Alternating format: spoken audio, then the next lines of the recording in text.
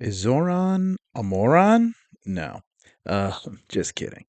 Listen, I want to talk about Zoran Mandani. In this video today, we're going to talk about Zohran Mandani and his, just his candidacy for New York City mayor. I think he's most likely going to be the next New York City mayor.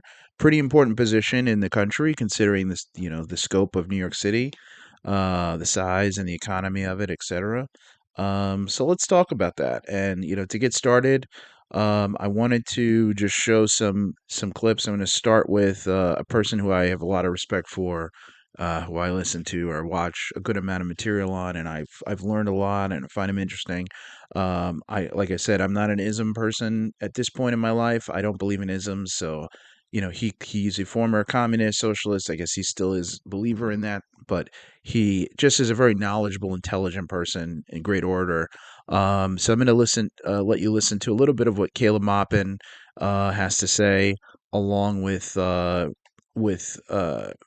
the co-host of this podcast, Garland Nixon, and the two of them, Garland's really good too, and the two of them just kind of talk about Zohan and some of the issues with him, and then I'll play some clips of him on the View, and we can kind of go from there, and we'll have a little fun with it. But yeah, I just think it's important. I've kept pretty quiet overall about Zohan. I just waiting to kind of form an opinion about him, about his candidacy, what I take at face value and what I don't.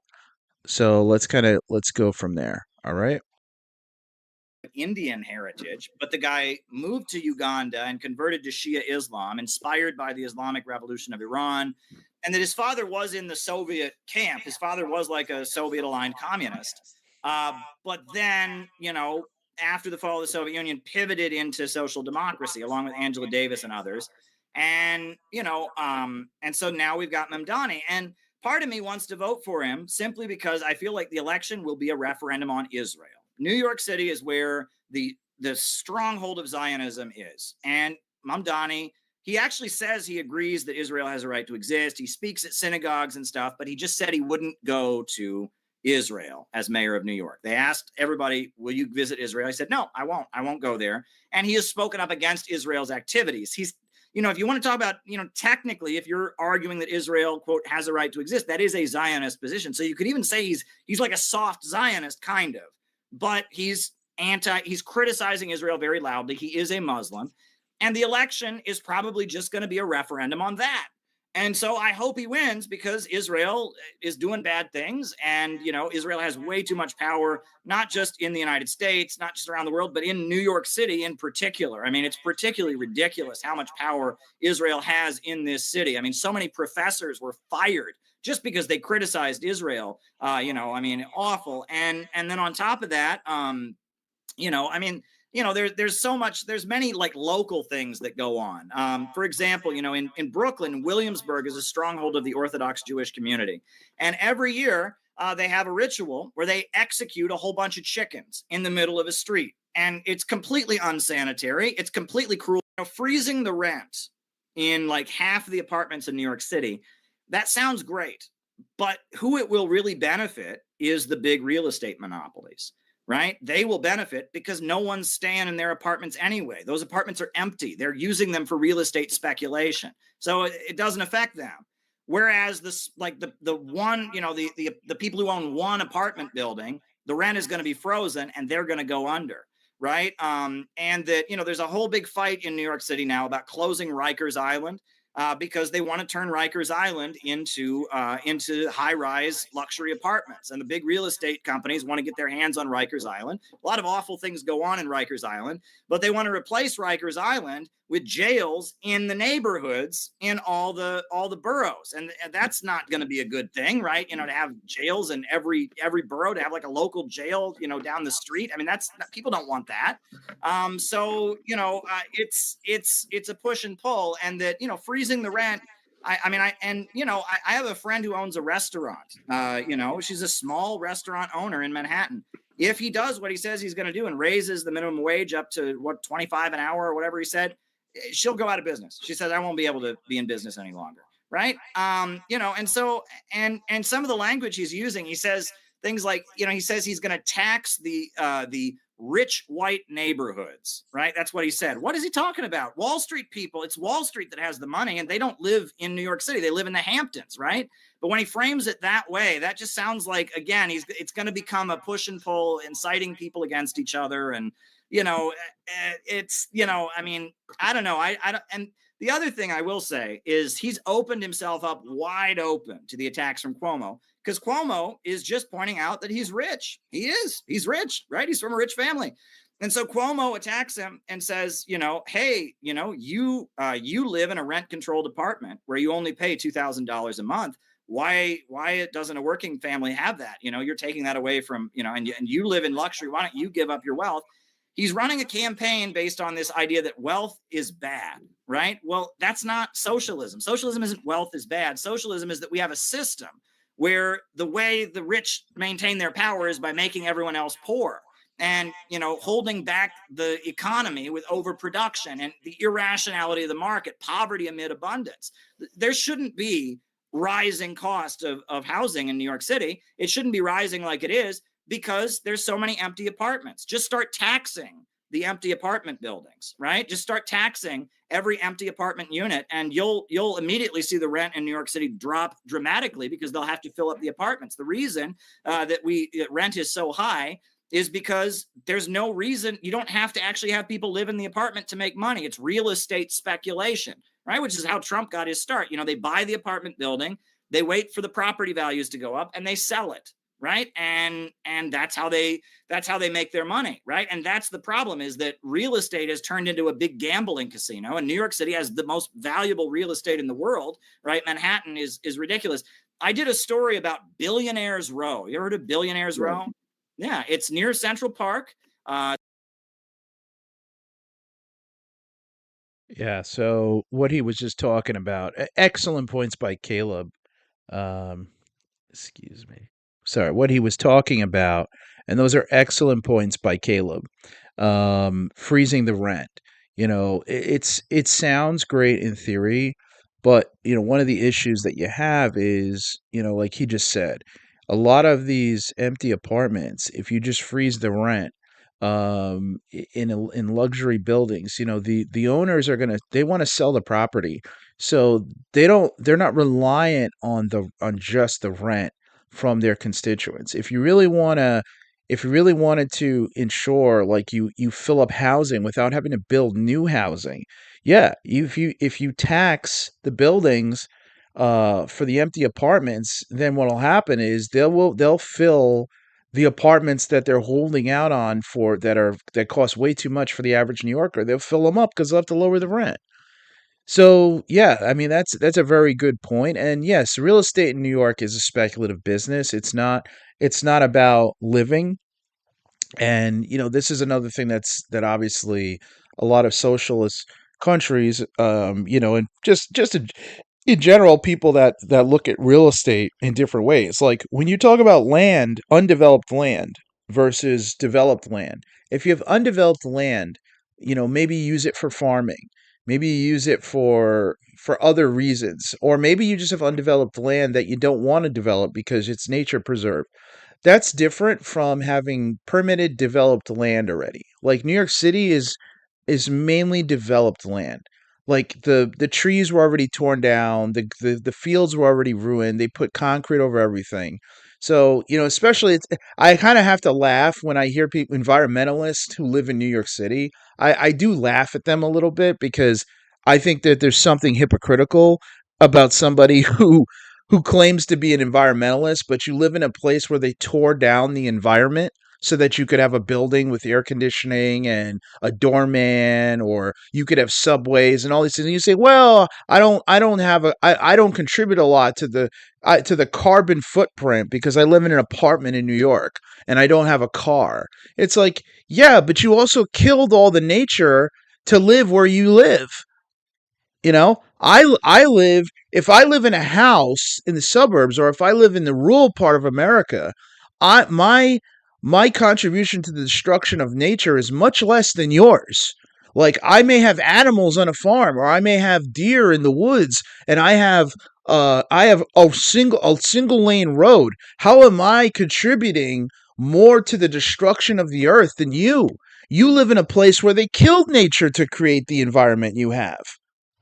So, I mean, again, and that's getting into like a different topic, but it's just kind of funny to me. But anyway, the point is, it's like with what comes to the freezing of the rent, it turns into, again, New York City with developed has developed land, and on that developed land, you have buildings, and if you believe that it's that real estate is continuing to be a speculative business, you're never going to fix the problem of a housing crisis in New York, because you're only going to be able to preserve homes for wealthy people. You're not going to get poor people out of the housing that they're in, which is usually the government mandated housing, right?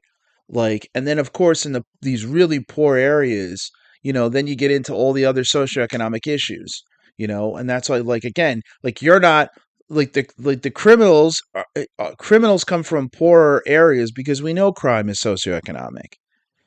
We know that, and the are there what solutions are being put forth that's going to help resolve the socioeconomic problems of New York City? Well, I mean, again, I'm just looking at, Mandani, he talked about, and I'm kind of bouncing around a little bit, but on his platform, his big thing is he wants to raising corporate tax, okay, and he wants to raise it to match New Jersey. Now, um, I have a clip loaded here. I'm going to play for you. Why should voters who see this as a moral red line trust your clarity and judgment? Well, I really appreciate this question and an opportunity to just clear up, I think, a number of misconceptions. First and foremost, you're right. I am running to be the mayor of the city. My job, I can't stop that as the mayor of the city. I can make clear my own values, my own commitments, and it is a value and a commitment on and Google and making sure that they pay. All right, this is what I what wanted could to really related to the help the tax. city raise up and get us where we need to do. Because I need to hear. So Whoopi asked about companies paying their fair share in New York. So Amazon, Google, etc. She's saying, and he's going to respond with, like, even if you don't have your business located here, if you do business here, we will tax you, and we're going to increase your tax. And he wants to match it to New Jersey. Hear somebody say, because it's the thing nobody says. They say, oh, we're going to make people pay, but they're not clear. They came in, they said, we're going to make these jobs, people are going to have these, they're going to have work. And the companies that could be doing a lot more for the places have their places, but it doesn't happen. Instead of the individual, or including the individual tax corporate? base. You mean corporations should, As I said, Yeah. Amazon Right. and Google, Right. corporations, Corporations. who don't seem to pay the same kinds of taxes everyone else pays. Yeah. Look, if you were running for mayor, I'd be voting for you. Because I think, Whoopi, to your point, the corporate greed that we're seeing in this country, it cannot be separated from the level of inequality that people are living through.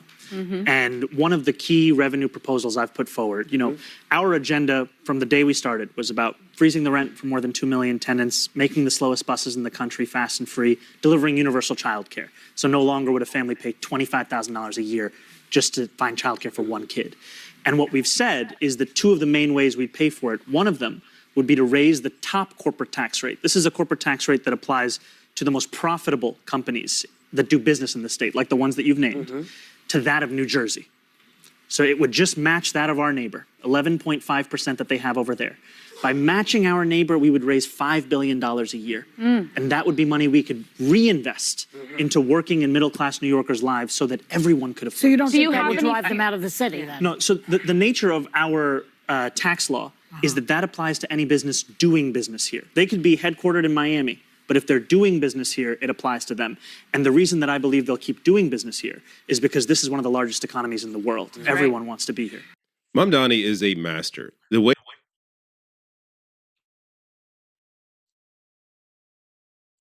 Okay, so the way that he answered that question is fine, right? And I'm just going back in the clip because I want to go to the question about Israel that's going to come up. But he he answered the question. First of all, again, this is another example of like, is Zoran a moron? No, I don't think he's a moron. I mean, one, he's obviously smart, he's articulate, and all that, and him being from a wealthy family, I don't have a problem with him just because he has money or he comes from some money. That can't be an automatic, disqualification for people. We have to get beyond that. But I will say that, like, I think a lot of what he says, a lot of his ideas conceptually, I don't have a problem with him fighting for what he's fighting for in theory. But it was just a couple of things that just irk me and bother me when it comes to people who take on the socialist cause. Like when they say they're Democrat socialists, right? And they're not. So, for example, with the tax thing. So I don't. He says like it doesn't matter if you are having your headquarters here, if your business is here, if you do business here, this is how we want to tax you. Okay, so then the obvious reaction to that is, well, businesses will move away because they don't want to do business here and pay additional tax because it's an expensive place to be, right? New York, expensive real estate, everything's expensive, healthcare, off everything. And he's like, yeah, it's a huge economy. Everybody wants to be here. I mean, that's a general statement. That's like California when people say it's a huge economy. It is, but it's not going to maintain its position if policies don't change. And we want to make sure that it's good for everybody, including working people. I know it's working people. Let's call it what it is. Poor people in New York. Because a lot of New Yorkers, the misnomer is you say working people. A lot of New Yorkers are not working. A lot of New Yorkers are stuck on welfare. They're stuck in poor neighborhoods. How do we help those people also, right? And this is where I get frustrated. If you raise the tax and you acquire this extra $5 billion, everything that he's talking about, free buses, free healthcare, city-owned grocery stores, the Department of Community Safety, adding 100 locations around subway stations, people, investigating things, the small business czar, freezing the rent, everything that he's doing is going to involve an increase, number one, in government action. So somebody in the government is going to have to do all the things that he's talking about, right? Well, if that's the case, that's going to cost money. All right? That's going to cost money. So he's talking about here, he wants to make it easier for small businesses. He's going to create a position for somebody to work with them. He says the Mamdani administration will create a mom and pop czar, right? So just take a minute to think about this. He's expanding the size and the scope of New York City's government. So now they're going to do a lot more than what they have been doing. And in theory, it's to help people, right? But that's going to cost money. So some of that $5 billion that he says is going to be there to help cover the costs, right? Some of that money is going to have to go to all these programs and all these things that you're talking about. So in theory, you're going to have to net out how much money is left over after you've increased the size and the scope of the New York City government. And I'm not here just to argue about individual government. Like I said, I believe in almost like a libertarian socialism. And the two things don't always run different, right? I don't trust the Western government system. I don't trust people in the West to run governments. They don't do a great job. It gets better as you go smaller. It gets worse as you get bigger. So the New York City government is not as efficient as a small town's government. They don't have to be. They're just a big sludge, right? They have a lot of cash. It's almost an international city, and there's a lot of international influence. And Mamdani is basically posing a lot of new ways for the city to supposedly support working people and even non-working people.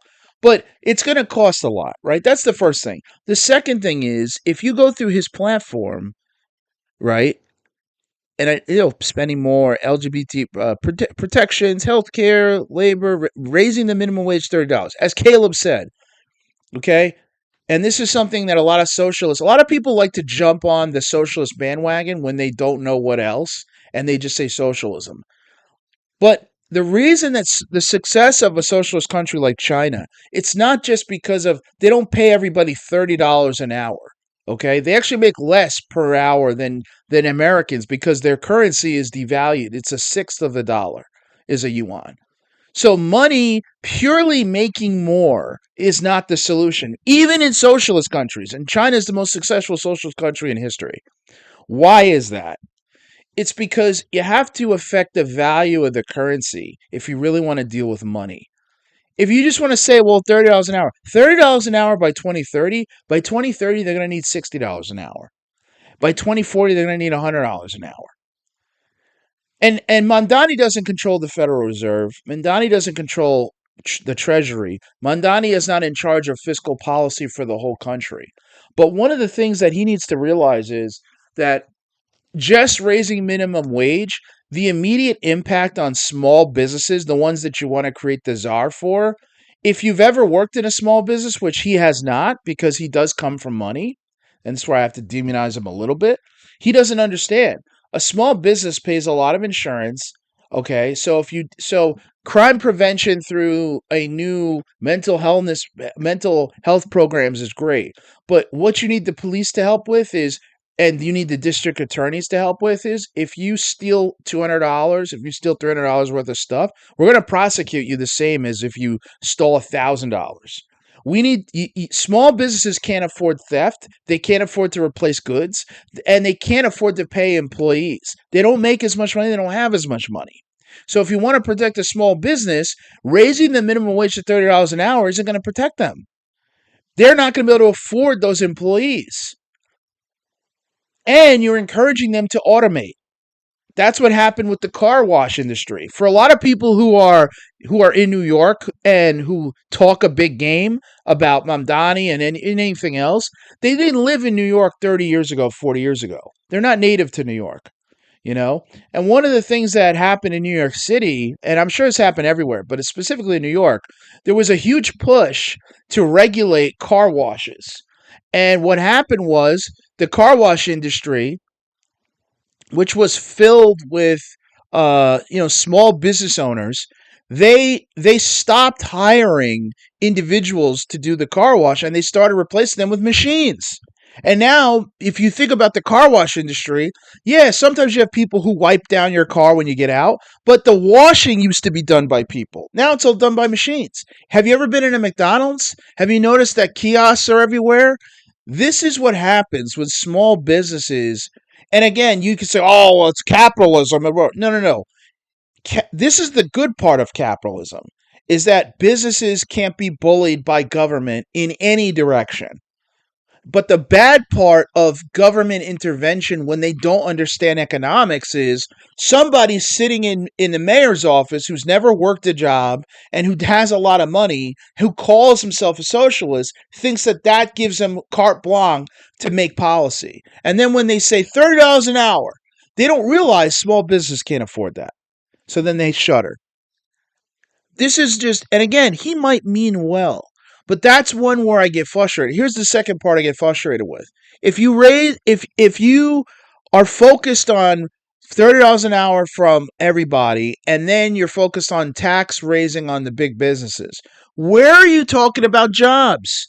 I don't see one thing in here about jobs. I see a lot about how the government's going to spend a lot of money to take care of things, and that's great. If you can actually do this, that's awesome. But here's the problem. Where are you employing people? Where are you getting people who don't have any employment? Where are you getting them work? Is the MTA going to be able to give raises to employees if suddenly everything is free? So if it's free, that means that the consumer's not putting any money in. So that means that you have less money coming in to pay for those services. Is the quality of the service really going to go up? And if so, how are you going to pay for it? I already said the $5 billion, you're spreading that thin when you think about the cost of living and the cost of doing business, the cost of building, the cost of everything in New York is only going to go up just like everywhere else. How are you going to pay for all this stuff? And how are you going to employ New Yorkers?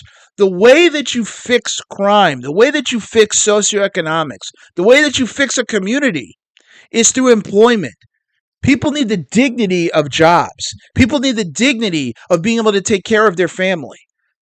Do you know why China protects its industry like its life depends on it? Why its government fights tooth and nail against any trade deal that involves allowing foreign businesses to have the same privileges as theirs? Do you know why China doesn't have open borders? If you move to a socialist China, you have to either open a business or you have to have employment. You can't just come there and leech off the government. You can't just get health care and free anything. They don't do that there. And that's a socialist country that's run by the Communist Party.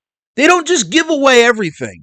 Only Western ignorant people believe that when they call themselves a socialist, that means everybody gets freebies and we give everything away. That's not how it works in socialist countries. And they're run a lot better than New York City. And by the way, New York City has about 7-8 million people. The average second tier city in China has 8 or 9 million people. A lot of China's cities have 10-12 million people. So it has nothing to do with size. It has to do with the intelligence of the leadership. And again, maybe he means well, but where are you employing people? So this is just important when you're talking about him. I hope that he's legit. I hope that he's not just a fake Muslim Brotherhood plant. I hope that that he means well and that he will listen and he'll fight for working people. Because yes, New York City is crushing the lower class and the middle class for that. Well, there is no middle class in New York City. I'll just say that. There really isn't. If you live in New York City, you're either poor or you're wealthy. Okay? You're either poor or you're wealthy. Like, the amount of money that you spend on rent to live in a decent home in New York, if you are not in government housing, you have to have money. There's no way to afford New York City if you're just a regular person. It's just not happening. So anyway, now let's get to the part where he talks about where he answers the question about Israel. This as a moral red line. Trust your clarity and judgment. Well, I really appreciate this question and an opportunity to just clear up, I think, a number of misconceptions. First and foremost, you're right. I am running to be the mayor of the city, and this city will be the focus of my administration, ensuring that we make this a city everyone can afford and everyone knows that they belong to. And also, millions of New Yorkers, myself included, care deeply about what's happening in Israel and Palestine. And so to be very, very clear, of course I condemn Hamas. Of course I've called October 7th what it was, which is a horrific war crime. And of course, my belief in a universality in international law is also the same set of beliefs that have led me to describe what's happening in Gaza as a genocide. Because what we see is a war crime being answered with war crimes. And what we see is every single hour the Israeli military killing a Palestinian child for close to 2 years. And it's a horror that many New Yorkers feel so deeply. And my job, I can't stop that as the mayor of the city. I can make clear my own values, my own commitments. And it is a value and a commitment to humanity, to safety, to justice for all people that extends to everyone, Israelis, Palestinians, and everyone else across the world. And recognizing that people do disagree with you. Absolutely. I am one of those people on some of these points. Absolutely. So. And that you're disagreeing with me doesn't mean that you shouldn't be in this city or you shouldn't be celebrated and part of the city that I'm trying to lead. Yeah. Holocaust scholar that says Israel's committing a genocide. Don't you know that Sarah from The View disagrees with you? Israel-based human rights groups, don't you know that Sarah from The View doesn't think that there's a genocide? No offense, Rational National. Appreciate this video. I wanted to. Okay, so again, my reasoning here, I have to give Mandani credit. And this video is not about Israel, but I just want to. This is where at least Mandani is showing you some of his character. Like look, I believe his wife. His wife. I don't know exactly what her background is. It's a little hard to figure out, but I will say that Mandani standing up there and just defending himself and his belief system is really important. I think it shows that he has some vindication, and he he doesn't like what's going on in Gaza. He sticks with that. And, you got to give him credit for that. Even if you disagree with him, at least he's showing you that he's not afraid. And I don't know if people understand, but in New York City, and I grew up there. New York City has a huge Jewish community and a lot of money, and most of that money is coming from the Jewish community and a huge influence. So for him to be running for mayor and to take that stance, I mean, that's a big deal. And at least, it shows you that at least he says some things that he must believe. And sometimes, in today's world, you really can't trust that politicians ever say what they believe. They just say what their donors believe. So for him to come out and say that, at least I respect that. And again, this is why I don't want to demonize him for his thoughts. And I know that, what I get frustrated on is there are a lot of people who grift under the name socialists. And I think socialism, communism, capitalism, I think all these terms are really bastardized, and in a lot of ways they're misleading so that they can grab people. And I know for socialists, there's a lot of people who will say that term, and they get the young person who thinks they understand socialism, and then they just want to follow, right? Because they're like, yeah, like Bernie Sanders. It's a perfect example of someone who just he's a little bit of a grift, right? And I hope that's not the case with Mamdani, but I get worried when I see him have policies where it's sort of halfway. Like, I think it's awesome that he wants to have community safety and all this stuff. That's really important. But are you recognizing that if you're raising $5 billion like he believes he is, but then you're increasing the size of government, how much of that money is left over? And then if you are focusing on small businesses and making life easier for them, that's awesome. But you're also raising the minimum wage, which is going to kill them. And if you don't enforce crime with the police and you just use community safety, which I know he's not saying he's replacing cops with them, but I'm saying if you don't have good policing, then you're not going to be able to protect the small businesses, right? Because let's be honest, you're not getting a smash and grab happening at Goldman Sachs. The smash and grab is happening at a bodega in Queens. It's not happening at the stock exchange. Okay? And the people who work in those huge corporations in New York, they don't live in New York. Now, some of them have homes in New York in very wealthy neighborhoods, but most of them live in the suburbs. They live in Long Island, they live in Connecticut, they live in New Jersey, they live in Westchester County. So are you really impacting them, or are you impacting poor people? How are you going to help poor people become employed, gainfully employed? And here's another idea, something I don't see anybody talking about. He talks about freezing rent, and Caleb talked about the empty apartments. One of the things that's not talked about is New York City public schools. Now, when I was younger, one of the huge controversies in New York City public school system was overcrowding. Right. And, I see here, free education, free health, childcare is awesome. You got to do that. Something with childcare. I think that's great. So K through 12. So Zohran will ensure our public schools are fully funded with equally distributed resources, stronger after school programs, mental health counselors and nurses. He will create car-free school streets to prevent traffic fatalities, improve play. I don't know how you're going to do that when you have schools in the middle of the city. You're going to create gridlock by blocking off. Sure, that's a little weird. Zohran supports an end to mayoral control and envisions a system in which parents, students, and educators, administrators work together to create school environments in which students and families strengthen and co-govern, blah, blah, blah. Okay, here's an idea. Okay, make SUNY school tuition free for all students, as it was for 130 years. I mean, that's a good idea. I think that's good. You got to have schools.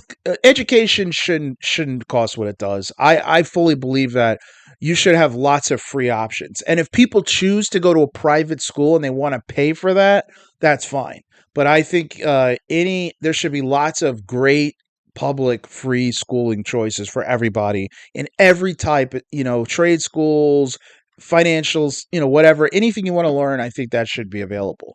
But one thing I'm not hearing, and this is an idea that I thought about, and I'm putting this out there into the ethos, is if you have a public school and you have any kind of overcrowding and you have businesses in New York City, right?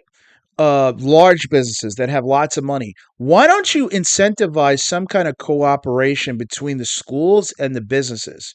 So something that could be unique to a city like New York is you have an overcrowded school system, take those students and move them into empty commercial real estate, and then have businesses like the Goldman Sachs, like the JP Morgans, have them teach math and economics to the students. Have them volunteer people from from these companies to teach true education. So not just education to pass some stupid test, because I think the testing in this country is a joke, right? We have all the testing in the world, and our educational system is falling behind the rest of the world. How about we teach practical education? So have people who represent all kinds of businesses come to these empty commercial real estate, and have them come in and teach the students different subject matters. Teach them stocks, teach them bonds, teach them insurance, teach them math, teach them other things. Maybe teach them like trade school activities. Maybe do it on site, or have like bring in some mechanical engineers, bring in some mechanics, right? Like start using the free space we have and teach these young people things that they can't learn in a normal classroom. And then you can give some kind of incentive to those businesses for doing that community service. So instead of just demonizing the businesses and, talking about the same talking points for how to improve education, why not do something different? Solve two birds with one stone. I don't know. These are the kinds of things that I was hoping I would hear from somebody who's young and different. And I'm not saying that he doesn't have any good ideas. This is not about insulting. That's why I say, Zohran, you're not a moron. But there are some things that I'm not seeing that I was hoping to see. And maybe these are things I have to personally suggest. Maybe I have to work for them on my own. And if I have to do that, maybe I will.